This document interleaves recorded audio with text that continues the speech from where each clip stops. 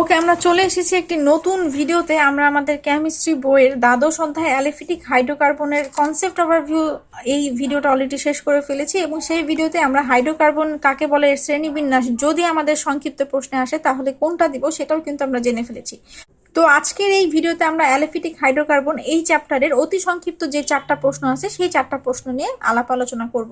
তো আমি চলে যাচ্ছি এই চ্যাপ্টারের কোশ্চেনগুলোতে। প্রথম কোশ্চেনটা হলো হাইড্রোকার্বন কাকে বলে। তো এই হাইড্রোকার্বন কাকে বলে সেটার সংজ্ঞাটা আসলে এখানেই লেখা আছে, এখান থেকেই আমরা একটু পড়ে নেই যে শুধুমাত্র হাইড্রোজেন এবং কার্বন দ্বারা গঠিত জৈব যৌগকে হাইড্রোকার্বন বলে।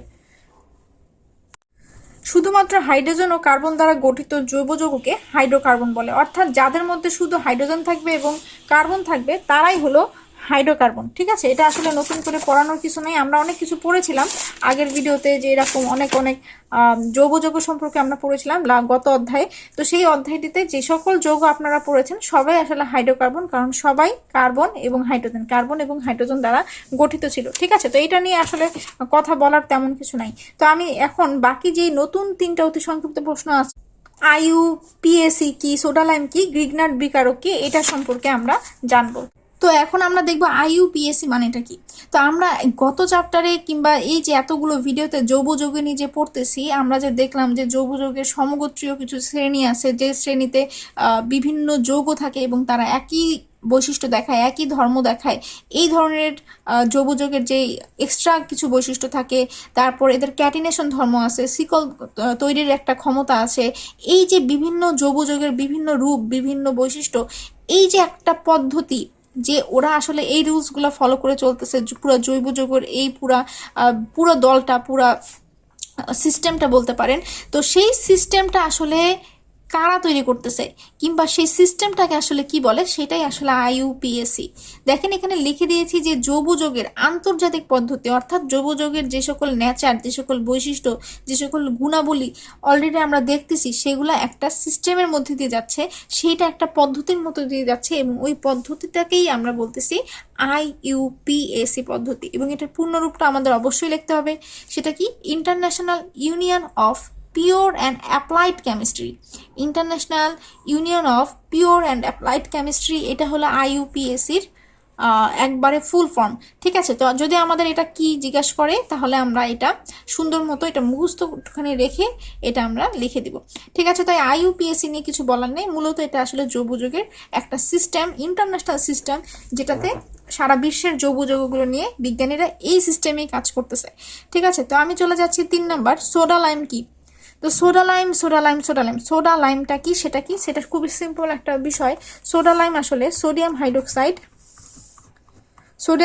এই যৌগ নিয়ে আমরা অলরেডি অনেকবার কাজ করে এসেছি বিভিন্ন চ্যাপ্টারে। কোন কোন চ্যাপ্টারে সেটাও মনে নাই। তো আশা করি সোডিয়াম হাইড্রোক্সাইড নিয়ে আপনাদের প্রবলেম হবে না। তো সোডিয়াম হাইড্রোক্সাইড এবং ক্যালসিয়াম অক্সাইড, ঠিক আছে, যোগ করলে আমরা সোডা লাইম নামের নতুন একটা যৌগ পাই। সোডা লাইম হলো সোডিয়াম হাইড্রোক্সাইড এবং ক্যালসিয়াম অক্সাইডের একটা মিশ্রণ। এটার একটা মিশ্রণ হচ্ছে সোডা লাইম বলা হয় এটার মিশ্রণটাকে, যা প্রধানত কেন ব্যবহার হয়?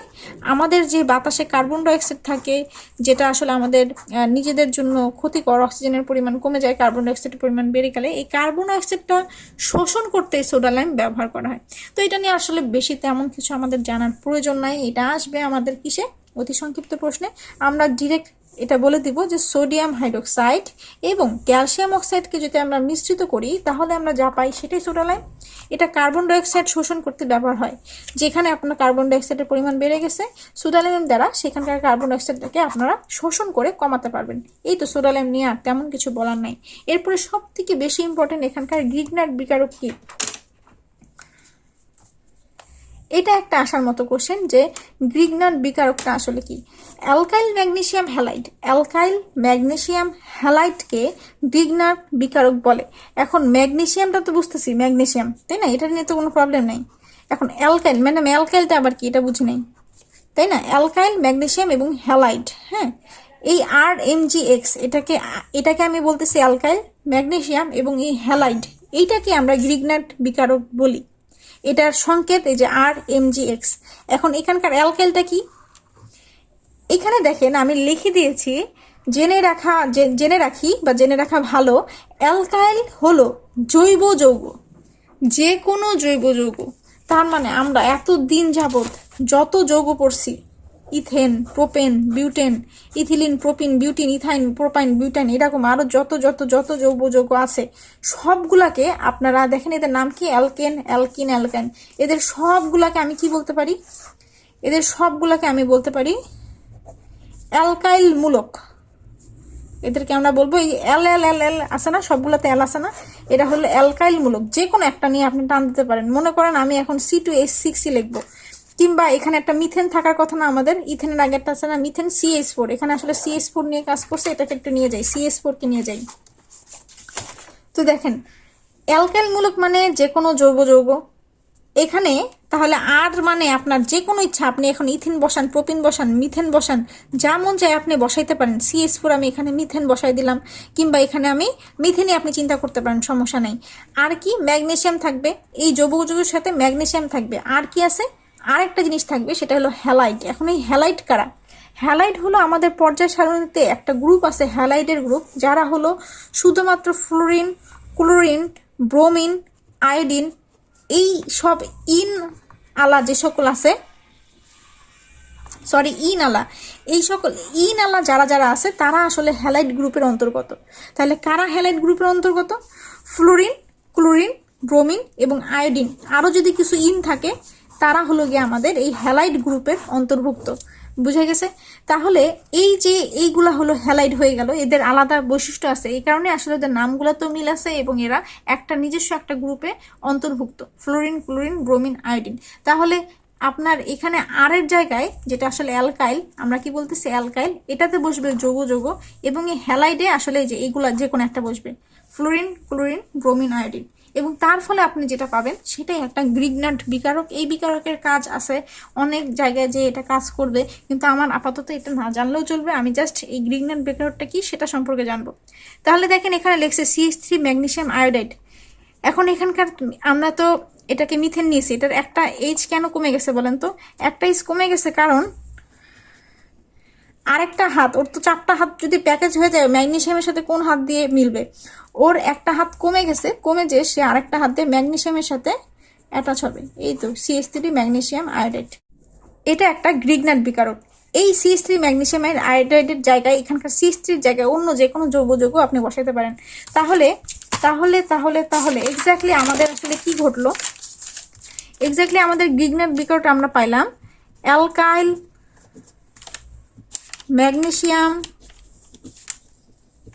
ম্যাগনেসিয়াম হ্যালাইড, তাই না? Alkyl magnesium halide. অ্যালকাইল কোনগুলা? আমাদের সকল জৈব যৌগর যে কোনো একটা। ম্যাগনেসিয়ামের কোনো চেঞ্জ নাই, ম্যাগনেসিয়াম মানে ম্যাগনেসিয়াম। হ্যালাইড কোনগুলা? একটা পর্যায় সারণীর গ্রুপ যেটার ভিতরে থাকবে ফ্লোরিন, ক্লোরিন, ব্রোমিন, আয়োডিন, আরও কিছু আছে সেগুলো আমি আর লিখলাম না।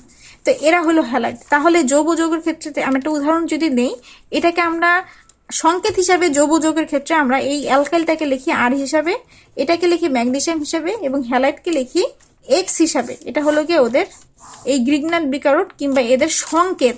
কি এগুলা? এটা কি লিখলাম? সংকেত। তাহলে আমরা এখন একটা সংকেত দিয়ে তার কাজ নাই, আমাকে একটা উদাহরণ আনতে হবে। এইটার জায়গায় আমি জৈব যৌগ কোনটাকে নিয়েছি?